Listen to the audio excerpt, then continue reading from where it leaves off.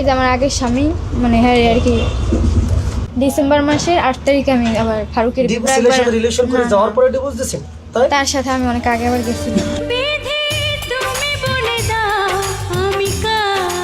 বাংলা সিনেমার কাহিনীকেও যেন হার মানায় পটুয়াখালীর এই চাঞ্চল্যকর ঘটনা। একজন নারীকে ঘিরে দুই স্বামীর টানাপোড়েন, যেখানে প্রথম স্বামীর সংসারে রয়েছে প্রায় 10 মাস বয়সী এক সন্তান। আমার বাসা তেঁতুলতলা। আমার প্রথম স্বামীর সাথে বিবাহ হয়েছে 4 বছর।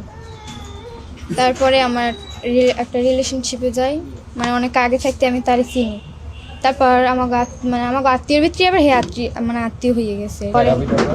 রাবিদ আমার তালই হয়, তালই হয় মানে আমার চাচা তো ভাই, চাচা শ্বশুর। তারপর আমরা তার সাথে আমার ফোনে কথা বলছি অনেক আগে থেকে। উভয় পক্ষই ওই নারীকে নিজের সংসারে ফিরিয়ে নিতে চাইছেন, যা ইতোমধ্যেই এলাকা জুড়ে ব্যাপক আলোচনার জন্ম দিয়েছে। ভুক্তভোগী তরুণীর ভাষ্যমতে 4 বছর আগে পারিবারিকভাবে তার প্রথম বিয়ে সম্পন্ন হয়। শুরুতে সংসার স্বাভাবিক থাকলেও বিয়ের কিছুদিন পর থেকেই পারিবারিক জীবনে দূরত্ব তৈরি হতে থাকে। হ্যাঁ আর কি ডিসেম্বর মাসের 8 তারিখে আমি আবার ফারুকের ছেলের সাথে রিলেশন করে যাওয়ার পরে ডিভোর্স দিয়েছেন, তাই? তার সাথে আমি অনেক আগে আবার গেছিলাম। আরো একবার গেছিলেন?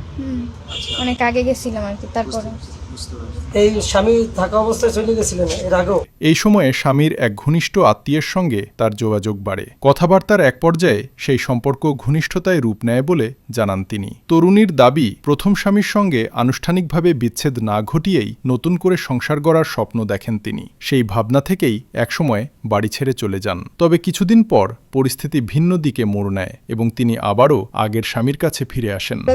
আমার টাকাটা কি করছে আমার প্রথম স্বামী। তারপরে আমি ফারুকের নিয়ে ফারুকের কাছে বলছে এবার সবকিছু। তারপর সে শ্বশুর শাশুড়ি বানানা, তারপর সেও বানানা একটা স্বাস্থ্য বোনের লাগে। তার সম্পর্ক আগে থাকতে আমার বিয়ের আগে থাকতে এই শরীরে আবার জামাই নেই। এই মানে কথা মতো কয় মাঝে মধ্যে বা কোনো কিছু ধরা পড়ছে সে কথা বলে বা কথা বলে। আমি অনেক আগে ছবি দেখছি মানে মাইল লাগে। হ্যাঁ আপনার বিবাহের পর কি তার সাথে সম্পর্ক ছিল তার, সেটাকে দেখছেন?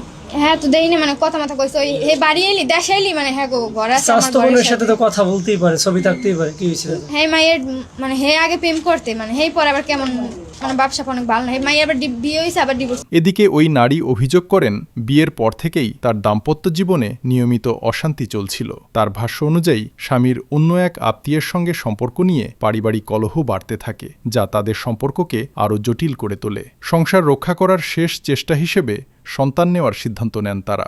বর্তমানে ওই সন্তানের বয়স প্রায় 11 মাস। কিন্তু সন্তান জন্মের পরও পারিবারিক পরিস্থিতির কোনো ইতিবাচক পরিবর্তন হয়নি বলে জানান ওই নারী। দাম্পত্য জীবনে কোনো সন্তানাদি আছে? হ্যাঁ হে আমার মানে হ্যাঁ বাবা মা অনেক অত্যাচার করতে, হেও মাঝে মধ্যে মারতে ধরতে পরে দেয় মানে সন্তান নেওয়ার পর দেয় ভালো হয় কিনা হ্যাঁ ভালো হ্যাঁ দেয় হয় না। তা আমার ভালো হ্যাঁ যদি আমি ভালো চাই যদি আমার না ভালো চাই আমার চাই তো লাভ। আসলে সন্তানের বয়স কত? রানিং এই 11 মাস চলে। রানিং 11 মাস। আসলে 13 মাসের একটা সন্তান লাইকে আপনি এমন সিদ্ধান্ত কেন? আমি তো দেখছি আগে আমার সন্তান দেখি আমার সন্তান নিয়ে আমার স্বামী ভালো হয় কিনা। হ্যাঁ ভালো হইবে না তাহলে আমি কি করব? করার পর কি ফারুক আপনাকে ফারুকের বাড়িতে নিয়ে গেছে? ফারুকের বাড়ি ছিলাম বলতে কি মানে 5-6 দিন আর কি। ফারুকের বাড়ি না আর কি অন্য জায়গায় ছিলাম। অন্য জায়গায় ছিলেন মানে বিয়ে হওয়ার পরে ফারুকের সাথে আপনি চলে গেছেন। বাচ্চা ছিল কোথায় তখন? বাচ্চা আমার সাথেই ছিল। বাচ্চা আপনার সাথেই ছিল। দুই স্বামীর টানাপোড়েন, সন্তানকে কেন্দ্র করে অনিশ্চয়তা এবং পারিবারিক সম্পর্কের জটিলতা সব মিলিয়ে ঘটনাটি এখন স্থানীয়ভাবে আলোচনার কেন্দ্রবিন্দু। ঘটনাটি প্রকাশ্যে আসার পর স্থানীয়দের মধ্যে ব্যাপক চাঞ্চল্যের সৃষ্টি হয়েছে।